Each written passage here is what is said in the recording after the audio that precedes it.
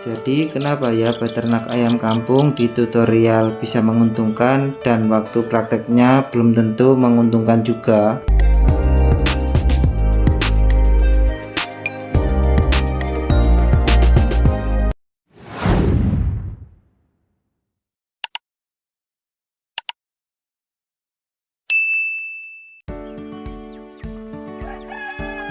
Assalamualaikum warahmatullahi wabarakatuh. Halo sobat semua, terkhusus untuk peternak pemula. Apakah sobat sekalian masih mengalami kerugian dalam beternak? Padahal di zaman yang modern yang serba canggih ini, kita bisa mencari informasi dan tutorial-tutorial dalam beternak. Dan juga apakah sobat sekalian beternak melalui gara-gara dari internet juga? Oleh sebab itu kita jadi tergiur beternak ayam karena dari informasi dari internet. Tidak salah memang, mulai dari internet juga bisa menjadi batu loncatan kita untuk memulai beternak. Tapi yang perlu diketahui untuk sobat sekalian, bahwasannya yang dibagikan di internet itu hanyalah hasil waktu memperoleh keuntungan saja. Bisa jadi hasil daripada waktu penjualan lagi bagus-bagusnya, ataupun dari hasil waktu pendapatan yang lagi bagus.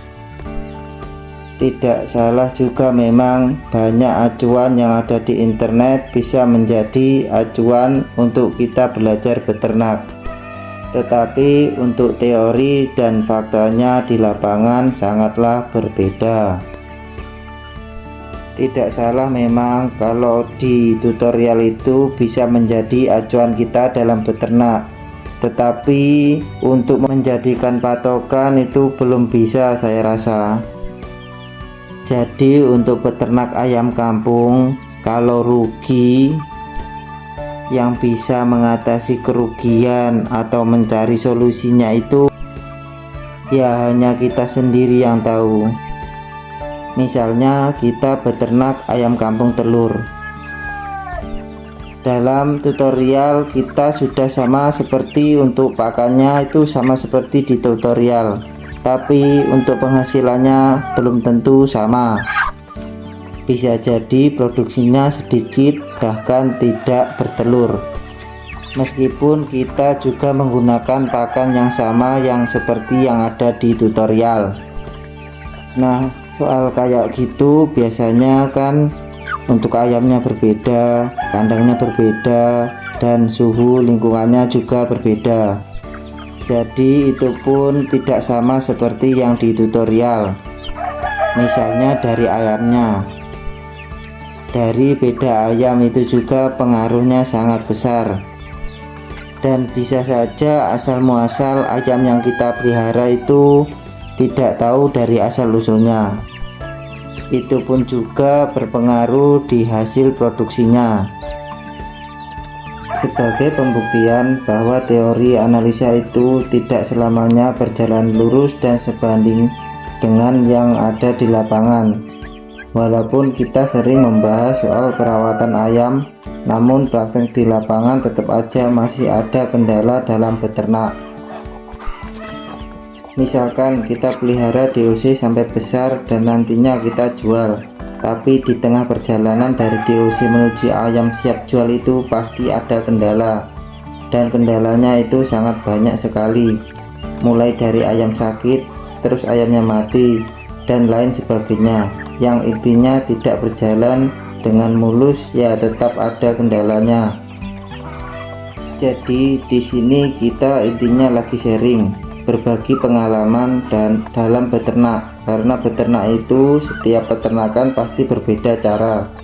Jadi jangan disamakan kalau teori si A itu pasti benar atau teori si B itu pasti benar. Semua peternak pasti memiliki caranya masing-masing untuk merawat dan membesarkan ayamnya. Mungkin untuk penyakit ayam kita bisa menekan penyakit ayam dengan obat-obatan, Tetapi ini masalah kanibal ayam. Jadi ayamnya dipatokin sama ayam yang satu kandang atau satu tetasan sampai ayamnya itu mati. Untuk mengatasi kanibal ini sampai detik ini kita belum bisa menemukan. Makanya kalau sobat sekalian punya pengalaman bisa di-share di kolom komentar nanti. Terkhusus untuk peternak yang baru, jangan terlalu mengharapkan keuntungan yang berlebihan. Jangan mengharapkan ternak modal sekian terus untungnya sekian juta per bulan seperti itu. Alangkah baiknya kita memulai itu dari sedikit. Kalau kita belum paham, kita perlu memahami juga. Dan alangkah baiknya kita memulai itu dari yang sedikit. Kalau mau jumlahnya yang banyak itu gampang, kita tinggal beli dalam jumlah yang banyak. Tetapi kalau kita beternak yang memulai dari sedikit dan kita mengembangkan itu secara bertahap, maka setiap masalah-masalah yang ada di kandang nanti akan tahu sendiri. Dan kita bisa tahu cara penanganan ayam mulai dari nol hingga pembesaran, bahkan sampai indukan dan perawatannya. Jadi saran saya untuk peternak pemula, usaha apapun itu jenisnya tidak ada yang instan. Segala sesuatu itu butuh proses pembelajaran dan semuanya itu ada step by step.